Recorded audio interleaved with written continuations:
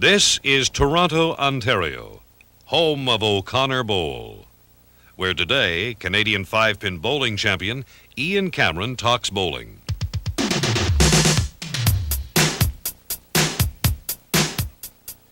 Ian Cameron, a veteran bowler with a career that covers 25 years. He's a champion at all levels. The Youth Bowling Council, the Masters Bowlers, and the Canadian Five-Pin Bowling Association. Certified as a five-pin bowling instructor, Ian has conducted clinics for bowlers of all ages. In league play, he has carried averages as high as 268 and has a lifetime average of 260. During this video, we're going to help improve your five-pin bowling game by showing you the importance of exercise, the stance, the approach, the proper release, some spot bowling, how to throw a backup ball and a hook ball. We'll also talk about strikes and how to throw them, and yes, there's more ways than one to throw a strike. We'll also talk about spare shots, and later on in the video, we'll get into some additional skills for the advanced bowler. Joining me now is Brenda Heaney. Hi, Ian. Hi, Brenda.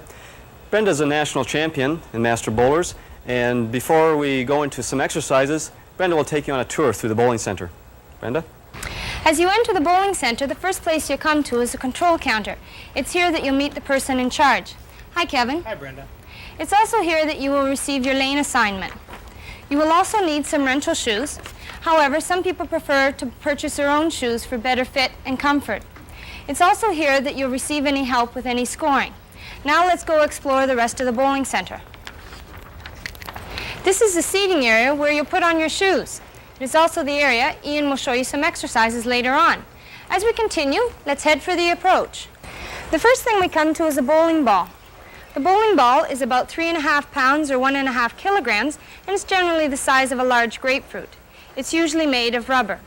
As we look down to the approach, it is highlighted by these spots, which Ian will show us how to use in setting up our stance later on. The entire approach is 16 feet, or just less than 5 meters in length. It ends here at the foul line, which you must not go over as you deliver the ball. Beyond the foul line here is the lane itself. It's 60 feet, or approximately 18 meters in length. The first part, up to the arrows here, which are used for spot bowling, is made of a hard maple. The rest of the lane is made of a softwood, usually pine. The pin deck itself is also made of a hard maple. The pins are arranged in a V shape, and the distance between each pin, center to center, is 18 inches or 46 centimeters. Five-pin bowling is undergoing some exciting modernizations, such as this automatic scoring, as well as lounges. These innovations have changed the bowling alley of the past into the modern family-oriented recreation center of today. Thank you, Brenda, for taking us on that tour of the bowling center. Brenda's not only an accomplished tour guide, she's also a physiotherapist. And at this time, Brenda would like to take us through some warm-up exercises and put me through my paces. Brenda? Thanks, Ian. Have you ever walked into a bowling center and started to bowl and feel stiff and awkward? Instead of just walking into a bowling center, putting on your bowling shoes and beginning to bowl, you should do a proper warm-up. A warm-up routine, including some stretches, will help to prevent those feelings of stiffness. Not only that, it'll help prepare your muscles better for the activity, and it will help prevent injury. When you walk into a bowling center, you should take your shoes and coat off, put on your bowling shoes, and proceed with a warm-up. A warm-up can just be walking around the bowling center, marching on the spot, or just swinging your arms by the side. Now, I would like to review some key points with regards to stretching. The first two stretches will be for your low back. The first one, just bring your knee towards your chest and hug it in, holding it for a count of 5. 1, 2, 3, 4, 5. The next exercise, standing in that position, put your hands on your hips or your low back and just lean back. Again, hold for a count of 5 and do not bounce. The next exercises are for your legs. The first one is the hamstring stretch. The hamstrings are the muscles on the back of your thigh. The first way to do this one is just put your foot up on a chair or a bench with your leg straight, keeping your back straight, lean towards the straight leg. Again, hold it for a count of 5 and do not bounce. Now, an alternate means of doing this exercise is if you sit on the side of the bench with your leg straight, your other knee over the edge. Again, keeping your back straight, lean towards your straight leg and hold for a count of 5. 1, 2, 3, 4, 5. The next exercise is for the buttocks and groin. With one leg up on a bench or a chair, lean towards the bent leg. Again, do not bounce and hold for a count of 5.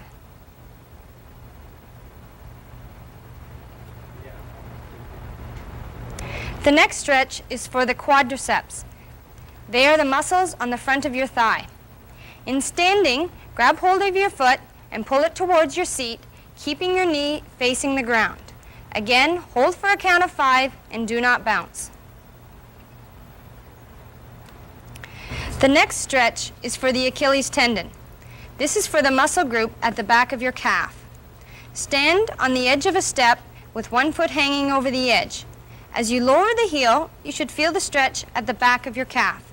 Again, remember, hold for a count of 5 and no bouncing. Now some stretches for the arms. The first one is for some muscles around the shoulder joint. With one arm, reach up behind your back, while with the other arm, you're reaching down. Try to clasp your hands together. Again, hold for a count of 5 and no bouncing. The next stretch is for your shoulder, elbow, wrist, and trunk. Interlace your fingers above your head. With palms facing upward, push your arms slightly up and back. Again, hold for a count of 5. The last stretch is for your trunk and arms, especially the muscle on the back of your upper arm, which is known as your triceps. Reach one arm up behind your head, grab hold of the elbow with the opposite hand. Keeping knees slightly bent, gently pull your elbow behind your head as you bend from your hips to the side. Although we will not be discussing it in detail today, if you were to participate in a general conditioning program and thereby become more fit, it would definitely improve your game. Such a program would consist of a warming up, stretches, strengthening, either by free weights or Nautilus equipment, and a cardiovascular portion, whether it be jogging, swimming, bicycling, or squash.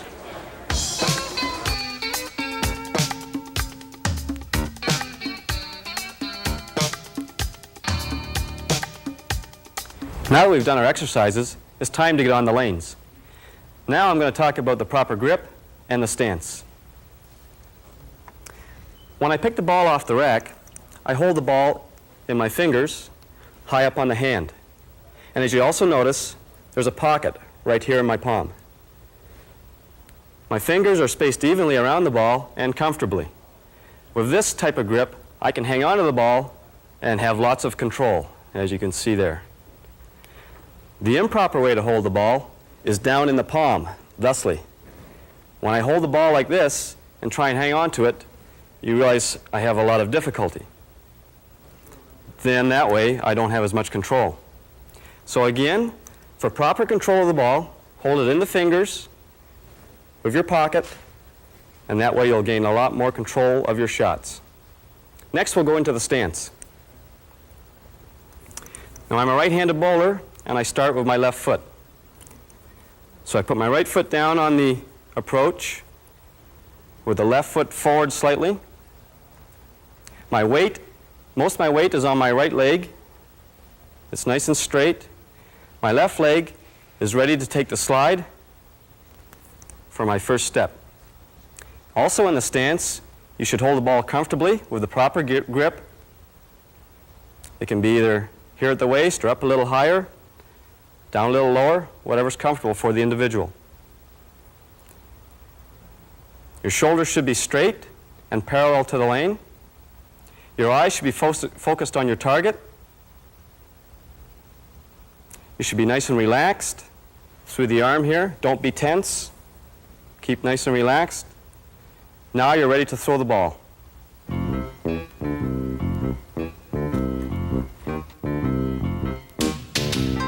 In the stance, Let's review some of the fundamental points. The ball is held in the fingertip grip. The ball is held comfortably in front of you. There is a proper weight shift. Your eyes are on the target. And don't forget your knees are slightly bent prior to starting your approach. Before we start our delivery, we first must decide whether we're going to take a 3-step or a 4-step approach. Now that depends on you, the individual. If you prefer to start with your left foot, then you will take a 3-step approach. But if you prefer to start with your right foot, then you will use a 4-step approach. Now once you've decided that, whether you're going to use a 3-step or a 4-step, then you got to find out where your positioning will be on the approach. To do this, we go up to the foul line. Standing here, where our heels approximately 2 inches from the foul line, we then go through our approach. Now mine is a 3-step. 1, 2, 3. And as you notice, when I slide, I am about 1.5 feet away from these spots. And when I turn around, just to make a check, I'm about 1.5 feet up from these spots now. And as a final check, go back through your approach. 1, 2, 3. And you will end about 2 inches from the foul line. Now I will show you the 3-step approach. In the 3-step, we have 3 basic units. There's the first step and the push away, the second step with the backswing, and then the third and final step or slide with the release and follow through. I will go through this for you right now. Taking your stance, being comfortable. As soon as you start the first step, you then start your push away. And that's the first unit. In the second step, we have the backswing. That completes the second unit. In the third and final slide, we have the release and follow through. It's important for timing that in your first step, as it starts, you start the push away, keeping the arms straight. Then as you take your second step into the backswing, notice the straightness of the arm and the height compared to the approach. On the final slide, as the ball gets down to the bottom of the swing, notice again how straight the arm is, and then the release of the ball, and then the follow through. Now let's do the 4-step approach. Taking your stance, the right foot is slightly ahead, because that's the foot we'll be starting with. When you take your first step, you'll notice the ball stays stationary. After that, we go into our 3 basic units one more time. The first step is with a push away. Second step, we have the backswing. And the third step or slide, we have the release and the follow through. You'll notice in the 4-step approach, as we take that first step, the ball stays stationary. Then after that, we have the same basic units. As you take your second step, you have the push away. Notice the arm position. Then in the third step, we have the backswing. Again, not too high with the backswing, parallel to the lane bed. Then for the final slide, you have the release and the follow through, and with the straight arm, elbow not bent. So there you have the 4-step. We have that first step where the ball is stationary, and then after that, we have our 3 units of the push away, the backswing, the release, and the follow through. In the third unit, we talked about the release and the follow through. This is the culmination of the arm swing and the final slide coming together at a timing point. Timing is one of the keys to good bowling. Coordinating the swing of the right arm with the slide of the left foot is your explosion point. Releasing at the instep, this helps you to produce consistency in your delivery. As you can see here, releasing down at the instep with your good lift, good follow through, producing good action on your ball. Here we see in slow motion, we're releasing right at the instep with the lift of the fingers. Let's see that frame by frame now. Sliding the head towards the foul line. Notice how long your slide is here. The ball now comes into play, coming right into that instep, releasing at the fingers, and notice your foot is still sliding at this point. Then the lift and follow through.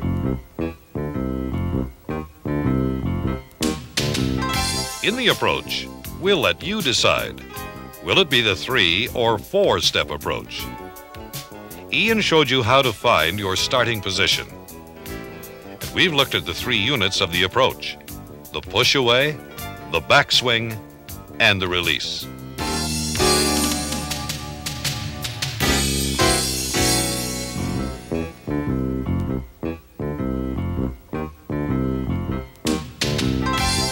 For the release, we've stressed these points: the proper timing, the swing of the arm, the slide of your left foot. The ball is released at the instep. And don't forget to follow through.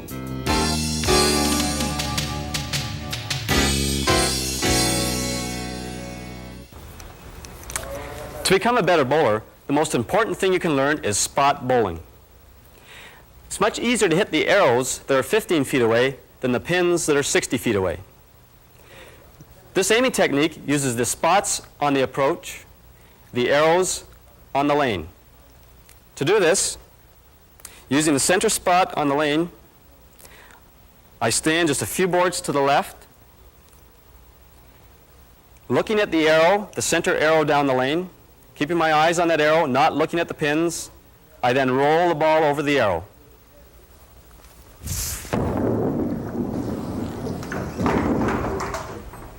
The most important instructional point of spot bowling is what to do if you're missing the headpin. If you're consistently missing the headpin to the right, you move your starting spot to the right. If you're consistently missing your headpin to the left, you move your starting spot to the left. Now this is a confusing point, and it's very important, so let me repeat it one more time. If you're missing the headpin to the right consistently, you move your starting spot to the right. If you're missing your headpin consistently to the left, move your starting spot to the left. Now let me show you this in a demonstration. I am now out in the lanes 15 feet by the arrows, and to do this demonstration, this pointer is the path of your ball. Here's your starting point at your stance. Your ball rolls over the center arrow and hits the headpin. But if you're missing a headpin to the left, what you need to do is change your starting point here to the left. Your ball pivoting on the center arrow will then hit the headpin. Same thing if you're missing to the right. Again, your starting point, moving it to the right, changes the path of the ball over the pivot point, the center arrow, to hit the headpin.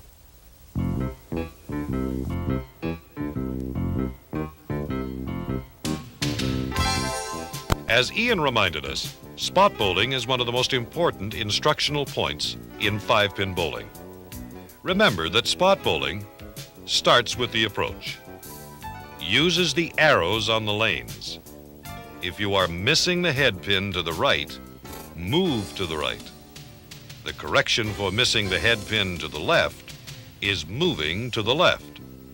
And that final reminder for everyone: it's easier to hit arrows that are 15 feet away as opposed to the pins that are 60 feet away. The two most common types of deliveries in 5-pin bowling are the backup ball and the hook ball. The backup ball moves from the left to the right on the lane. Conversely, the hook ball moves from right to left on the lane. The delivery of each ball starts in the grip. With the backup ball, with the thumb at the 12 o'clock position, when you come down through your swing, you rotate in a clockwise direction, releasing off the index and middle finger. With the hook ball, we hold the thumb in the 3 o'clock position. Then as you come down through your swing, rotation of the wrist in a counterclockwise direction, releasing the ball off the ring finger and the pinky. As you can see by this demonstration, there is less rotation in the backup ball. Therefore, this makes it more accurate.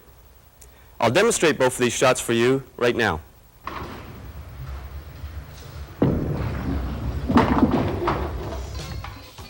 The delivery of the backup ball starts in the stance. The thumb held at the 12 o'clock position.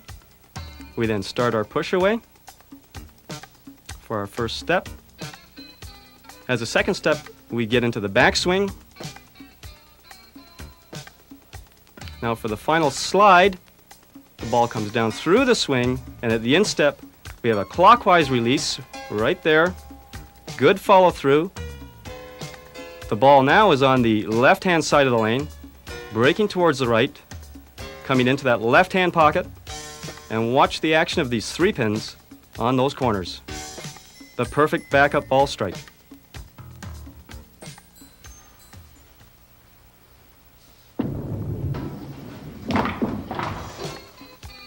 Now the delivery of the hook ball starts in the stance with the ball held at the 3 o'clock position. As we start our push away, get the ball in motion.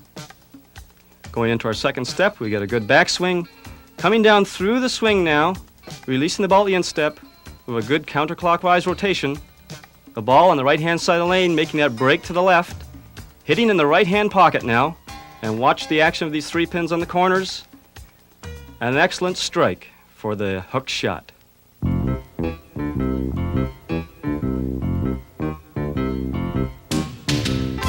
Ian has shown us there are 2 types of delivery for the 5-pin bowler, the backup ball and the hook ball. The backup ball moves left to right as it goes down the lane. The thumb is at the 12 o'clock position in the grip. The wrist rotates clockwise at the release. The backup ball is easier to control, and it's the recommended delivery for all 5-pin bowlers. The hook ball, on the other hand, moves right to left down the lane. The thumb is at the 3 o'clock position in the grip. The wrist rotates counterclockwise at the release. There is more rotation on the ball. It's somewhat more difficult to control.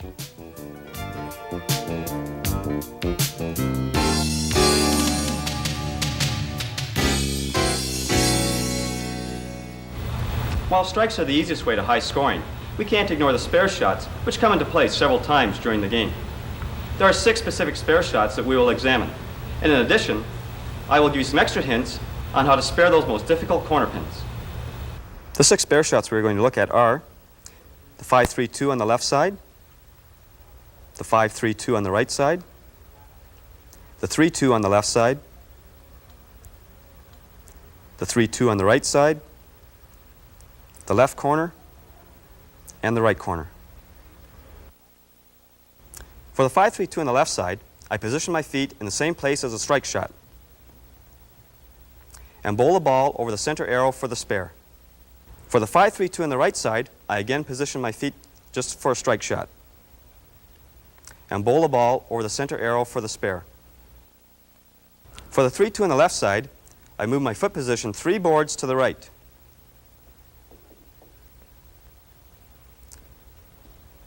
And again, throw the ball over the center arrow to make the spare. For the 3-2 on the right side, I move my foot position 3 boards to the left. And again, bowl the ball over the center arrow to make the spare.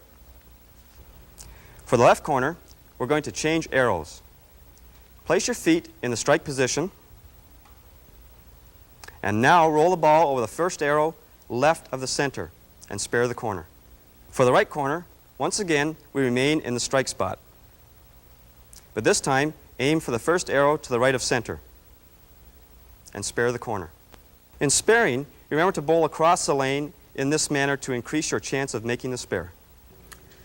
For the advanced or higher average bowler, let's look at 2 things. First, we're talking about more accuracy on the head pin.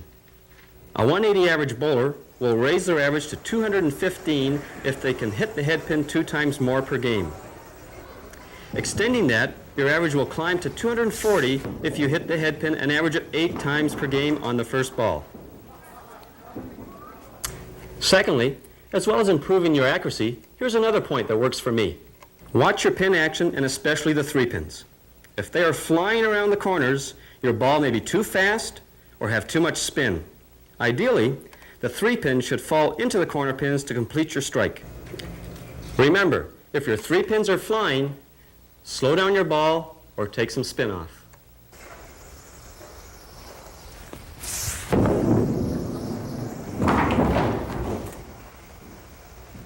Before I go, I'd like to leave you with 5 points to remember. Concentrate, be consistent in your delivery, remember to use spot bowling to help improve your accuracy, practice at your local bowling center, And most of all, relax. Have fun 5-pin bowling.